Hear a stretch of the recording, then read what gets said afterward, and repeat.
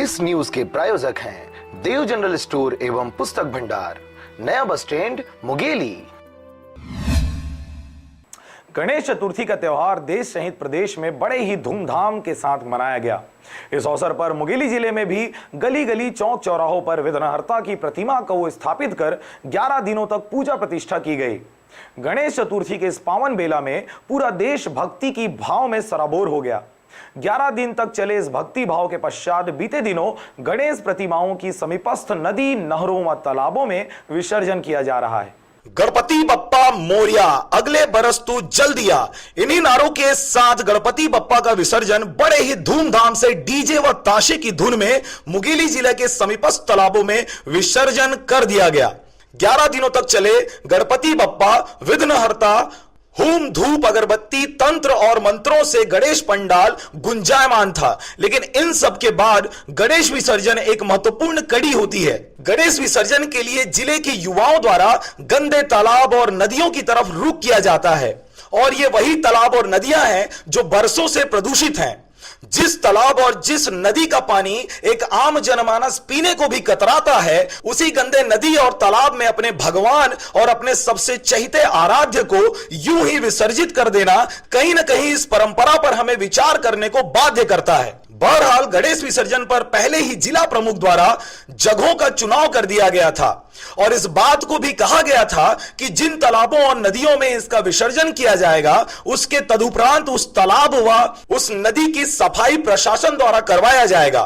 फिलहाल 11 दिनों तक चले इस हर्षोल्लास के माहौल के बाद 17 गणेश समितियों द्वारा गणेश विसर्जन प्रमुख स्थानों पर कर दिया गया है। अब देखना यह होगा कि प्रशासन ने जो दावे और वादे किए थे इन सार्वजनिक स्थलों में सफाई करने में वे सफल हो पाते हैं, या फिर हमेशा की तरह उनके वादों की मार आम जनमानस को भुगतना पड़ेगा।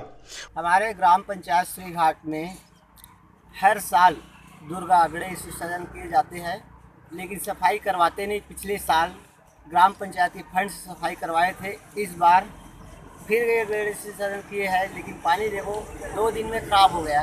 नहाने धोने का लायक नहीं है, मुंह में ले जाओ तो उल्टी टाइप की है।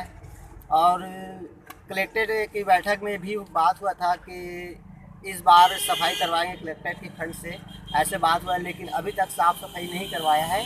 अब देखो क्या होता है। वैसे तो श्रीघाट में कुछ किए नहीं जा रहा है, हर चीज़ में पीछे है, और डेंगू मलेरिया भी है। इसमें पानी में ऐसे नहाए धोए तो खुजली भी हो सकता है, इन्फेक्शन है, दुनिया चीज़ है, केमिकल की मात्रा ज़्यादा है। 2 दिन में पानी इतना गंदा हो चुका है, तो ऐसे में कौन नहाएगा। तो हमारे कहना है ग्रामवासियों की कि तालाब तुरंत साफ करवाएं।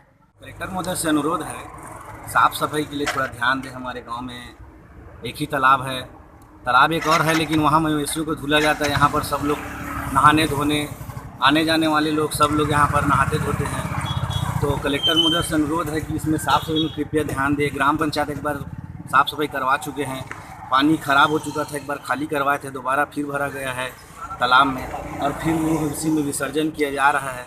हमको विसर्जन में कोई आपत्ति नहीं है, परंतु साफ़ सफाई में भी कृपया ध्यान दें। नहीं तो अगले बार अगर विसर्जन के लिए आएगा तो ग्राम पंचायत और ग्राम के सभी ग्राम के सभी लोग इसमें आपत्ति उठाएंगे। कोई मतलब नहीं होगा। हम लोग चाहते हैं हमारे गांव में आए, मूर्तियाँ ठंडा होए, लेकिन साफ़ सफाई में भी कृपया थोड़ा ध्यान दें। केमिकल है, गंदगी फैल रहा है, बच्चे लोग नहाते हैं, बुजुर्ग लोग नहाते हैं। मूर्ति विसर्जन करने में हम लोग को कोई तकलीफ तो है नहीं, आपत्ति। तो जैसे कलेक्टर साहब महोदय ने निरीक्षण करके गया था साफ़ सफाई के लिए, उस टाइप के जैसे मूर्ति विसर्जन होने के बाद जो है साफ़ सफाई तालाब का होना चाहिए, या अन्यथा हम गांव वाले जो है रोक लगाएंगे। इसमें कोई मूर्ति विसर्जन नहीं होगा, चाहे कुछ भी हो।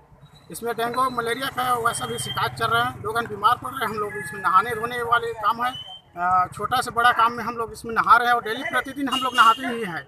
ऐसा टाइप का काम करना चाहिए ना भाई कलेक्टर महोदय को। मुंगेली से आरजे रमजाजर के लिए अविनाश कुमार की रिपोर्ट।